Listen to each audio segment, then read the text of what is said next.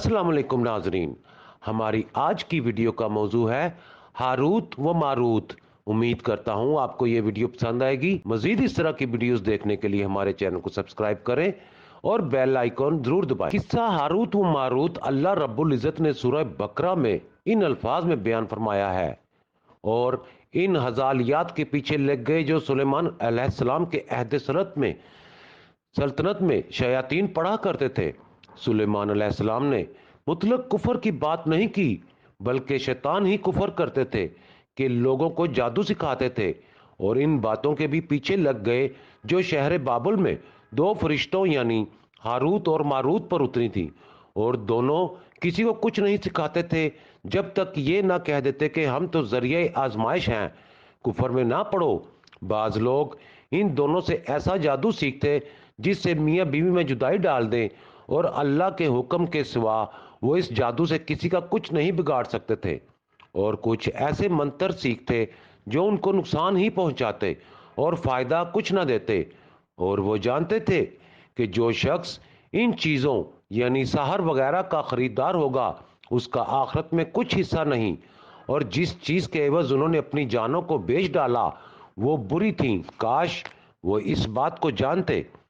इस आयत करीमा में उस जादू का बयान है जिस पर अर्जल खल्क अल्लाह यहूद आमिल थे। फिर ये उन अशिया में से है जिनको शयातीन ने सुलेमान बिन दाऊद अलैहिस्सलाम के अहद में घड़ा था ताकि अल्लाह की मखलूक को वर्गलाया और फुसलाया जा सके।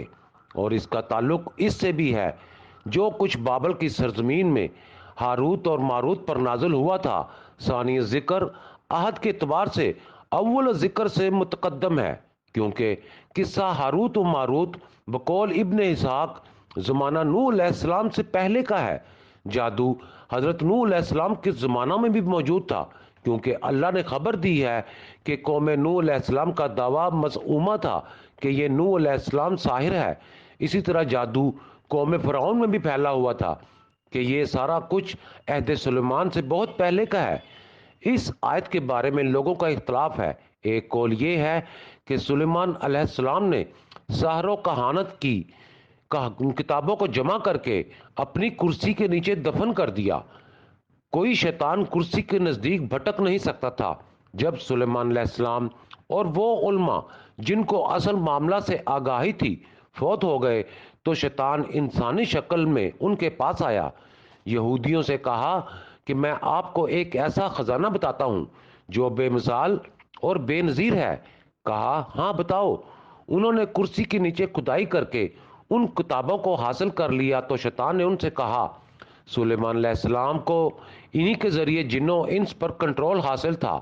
इस वाकया से ये बात आम फैल गई कि सुलेमान साहिर था। जब कुरान ने सुलेमान अलैहिस्सलाम का तज़किरा अंबिया में किया तो उन्होंने इस बात से इनकार किया, कहा वो तो जादूगर था। तो ये आयत नाजिल हुई। हाफिज इब्ने हजर रहमतुल्लाह अलैह फरमाते हैं, किस्सा हारूत व मारूत मसनद अहमद में हसन इब्ने उमर रजी अल्लाह तआला अन्हु की हदीस में मरवी है कि तबरी ने इस वाक़े के कई तुर्क बयान किए हैं। इससे मालूम होता है कि इस किस्सा का असल मौजूद है, बखलाफ उन लोगों के जिन्होंने इस किस्सा को बातिल करार दिया है, जैसे काजी अय्याज वगैरह। हासिल इसका यह है कि अल्लाह ने बतौर आजमाइश दो फरिश्तों में शहवत व दैयत कर दी, फिर उनको हुक्म दिया कि वह ज़मीन पर कज़ा के फ़राइज़ सर अंजाम दो। मुद्दत दराज तक उन्होंने बसूरत बशर ज़मीन पर अदल इंसाफ कायम किए, फिर हसीन जमील औरत पर फरेफ्ता होकर फितना में पड़ गए। इस बिना पर उनको बतौर सज़ा बाबुल के कुएं में उल्टा लटका दिया गया। उनकी इब्तला इल्म के ज़रिया ही हुई। जो इस इल्म तक रसाई चाहता उनका कसद करता वो उस वक़्त तक किसी को तालीम न देते जब तक उसे डराते और मना न कर लेते। जब किसी को इसरार होता तो उससे गुफ्तगू करते और तालीम देते। इस इल्म की हकीकत उन पर मुनक्कशफ थी।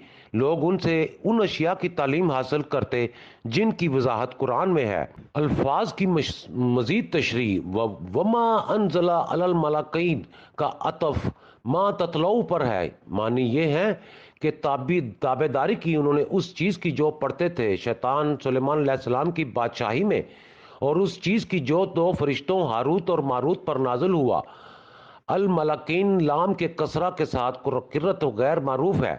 لام کے فتح سے زیر کی صورت میں معنی یوں ہوگا کہ ہاروت و ماروت کے ساتھ جب خواہشات نفسانی لگا دی گئیں تو گویا وہ مرد بن گئے، اور جب قاضی بنائے گئے تو اس طرح سے بادشاہ ہو گئے، پس دونوں قرات آپس میں موافق ہو گئیں۔ بعض لوگ وما انزل علی الملکین کے ماں کو نفی کا بتاتے ہیں اور معنی یوں کرتے ہیں کہ نہیں اتاری گئی فرشتوں پر کوئی چیز جادو سے، اور لفظ ببابل کو یعلمون الناس السحر سے متعلق بتاتے ہیں، یعنی شیطان لوگوں کو جادو بابل شہر میں سکھاتے تھے اور ہاروت اور ماروت کو شیاطین سے بدل بناتے تھے۔ وہ کہتے ہیں کہ ہاروت اور ماروت شیطان تھے، اور وجہ یہ بیان کرتے ہیں کہ جب جادو کفر ہے تو فرشتوں پر کس طرح اتارا جا سکتا ہے اور وہ لوگوں کو کس طرح سکھا سکتے ہیں۔ اس اشکال کا جواب یہ ہے کہ اللہ جس چیز کے ساتھ چاہے بندوں کی آزمائش کرے، اسی لیے وہ پہلے کہہ دیتے کہ یہ کفر ہے تاکہ کوئی شخص دھوکے میں نہ رہے۔ جب کوئی باز نہ آتا تو اس کو سکھا دیتے، اور نظم قرآن کے لحاظ سے ماں انزل کے ماں کو نفی کے لیے بنانا صحیح نہیں، کیونکہ اس نظم قرآن میں کئی کمزوریاں پیدا ہوتی ہیں۔ بابل کا تعلق اگر بما انزل سے ہو تو پھر ہاروت و ماروت کو شیاطین سے بدل بنانا صحیح نہیں، کیونکہ شیاطین صیغہ جمع ہے جبکہ ہاروت ماروت تنبیہ ہے۔ نیز ملکین سے بدل نہ بنانا تو اس سے یہ سمجھا جاتا ہے کہ جادو ملکین پر اتارا گیا ہے، لیکن بابل میں نہیں بلکہ کسی اور جگہ۔